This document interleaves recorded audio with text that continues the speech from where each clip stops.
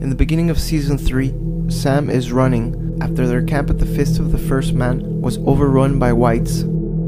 Then he gets saved by Jiro Mormont and the remaining brothers of the Night's Watch. In the books, it's a little different. After they arrive and set up camp, Ghost is actually the one who leads John to the bundle of dragonglass weapons and the horn. John goes off with Corrin Halfhand. I'd like to join Lord Corrin. I've been called lots of things, but that might be my first, Lord Corrin. And this is the last we hear of the Night's Watch in the Clash of Kings. It's in the prologue of the next book, A Storm of Swords, where Chet and other brothers conspire to kill Lord Commander Mormont and other officers, and then desert the Night's Watch. But later on he wakes up at night and sees that it's snowing, ruining his plans, as they can easily be tracked in the fresh snow. He decided to still kill Samwell Tarly, who he hated after he had taken his place as Maester Aemon's steward. As he creeped up with a dagger in hand, the first horn blew. Ravens started cawing and dogs were barking. Chet waited for the sound to die out, but then it came again, louder and longer. Sam got to his feet and saw Chet. Just then the third horn blew. And at that moment he began to piss his pants. Days later, we find Sam walking through the snow in a group led by Commander Mormont. He was with Gran and Ed, but now he's been lagging behind. Sam is crying and stumbling, but if he stopped, he died. They all knew that. His back and shoulders were in agony. Sam tripped and fell hard on his knees. Now he couldn't find the strength to stand up again. Sam lies on the snow. He looks up at the sky and remembers that night. He pleaded with Chet to help him with the ravens, but he ran off.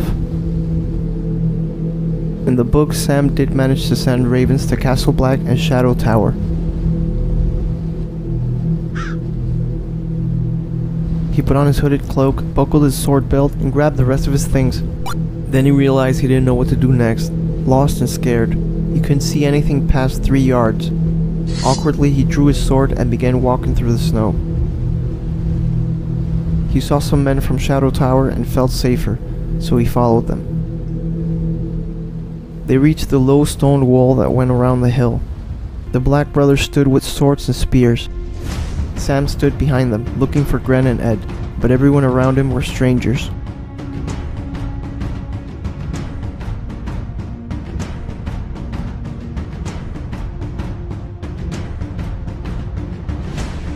The arrows whispered as they flew. The men cheered, then stopped. Sam had been backing away by then. Suddenly, the Lord Commander appeared. He noticed Sam and told him to get back to the ravens.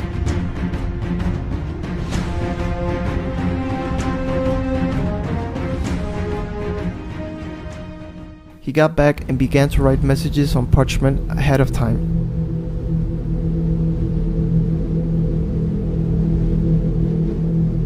Sam wrote faster, note after note.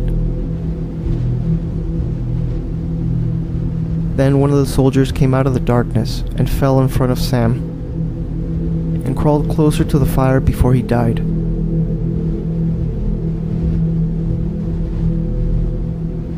Someone was shaking him by the shoulders. It was Gren. A tall brother walked by and told him to leave him and save his strength.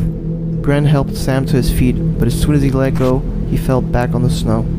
Gren started to kick him.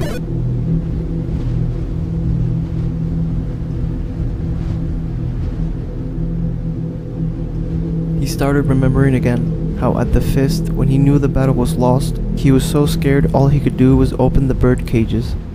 As he watched the last raven fly off, he realized he had forgotten to send any of the messages he had written.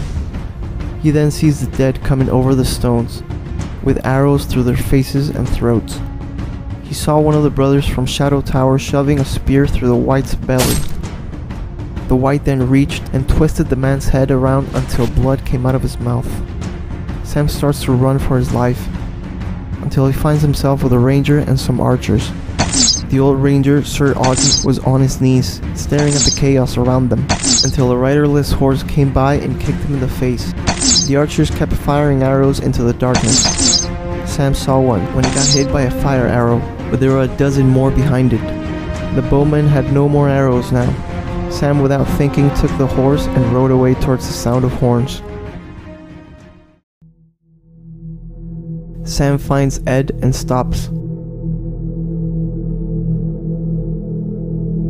More men were mounting up. Then Mormon shouted to call everyone back. They had to cut their way out. He screamed instructions. He planned to go down the south face, then head east towards the trees. Thorin Smallwood, another ranger, tells him that the south slope is crawling with them. His horse screamed and reared as the bear came running through the snow. Thorin charged. His longsword almost took the bear's head off, but the bear took his. The Lord Commander shouted and they were off. Sam held tight and closed his eyes, and the horse took over. The rider to his right came crashing down and the whites swarmed over him. The wedge was closing up. They ran down the hillside. Sam was crying and clutching onto his horse. The tall men still carried Sam, as others going by told him to leave him. A while later, Gren stopped and realized they were all alone. The tall man grunted and fell to his knees. He was shivering violently. Then they heard a noise. Out of the darkness, Sam saw a horse approaching and felt relief, until he saw it was dead and covered with frozen sweat. The other slid gracefully from the saddle. The tall man, or Small Paul, grabbed his axe strapped to his back. Sam reached for his sword, but there was nothing there. Gren took a step and thrusted the torch before him. It moved lightning quick towards Gren, slashing with its sword. As Small Paul charged with his axe, its sword spun and slipped through Paul. As he fell, his weight tore the sword from the other's grip.